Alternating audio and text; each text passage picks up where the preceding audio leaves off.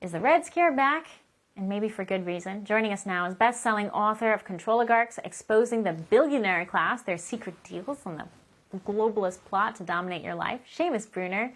Seamus, welcome back. Hey, Chanel, it's great to be with you.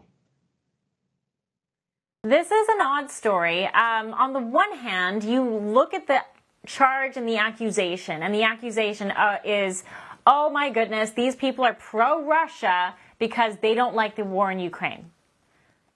That's very broadly speaking. But these guys then also came back and said, oops, we have been duped, and they kind of are backpedaling here. What's going on?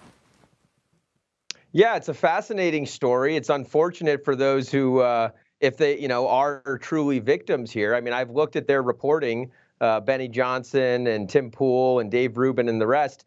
It doesn't appear that they changed their messaging at all. So what's interesting to me is that this is, very rapidly developed indictment by the Merrick Garland Justice Department, and it's an election year. So I would say that, you got to be careful who you do business with, of course. I mean, I certainly don't support Russia at all.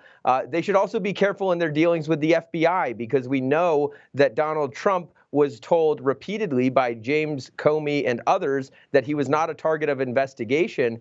And look how that turned out. And so, of course, lawyer up and be very careful. Yeah, no, don't talk to the FBI. Do not talk to, don't say good morning. Don't say hello. Do not talk to the FBI. And that's free advice on this end.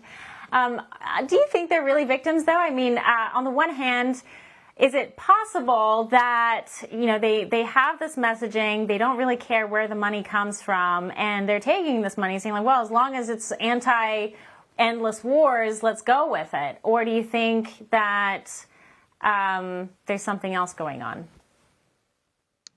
Well, look, I know that money was offered to other conservative commentators and they turned it down. And so you've got to know who you're doing business with. I think some people might have thought that, oh, this is just easy, free money. But when you're in such a position where you have millions of followers, you have to suspect that influence operations will target you and your audience. And so I applaud the commentators who turned down the money. It would be hard to turn down hundreds of thousands of dollars a month. But honestly, if it looks too good to be true, like hundreds of thousands of dollars per month, it probably is.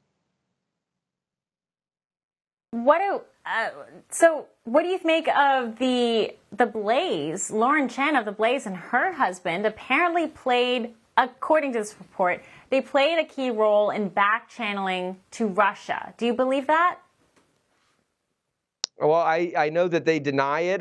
We'll see. It shocked me, to be honest with you. I couldn't believe any of it was true. And so I'm not positive. I've read the indictment. We'll see how this plays out. If they did, then of course that you can't be doing that. You can't be back channeling to Vladimir Putin. I totally denounced him. Well, yeah, and the Blaze apparently denounces it because they, I guess, fired Chen, and it's a huge problem for them over there. The problem with a story like this is, yes, these are private individuals, but the DOJ, as you and I both know, are not the most trustworthy group of folks either. And you mentioned that just now too. The fear, I think, for most people who are looking at this, the vast majority of conservative media and conservative personalities and influencers are not actually taking money from Russia. But you take headlines like this and you conflate it to the entire movement, and all of a sudden it seems like this is grounds for the Democrats to reopen an entire Russiagate, like Russia interfered with the election argument all over again.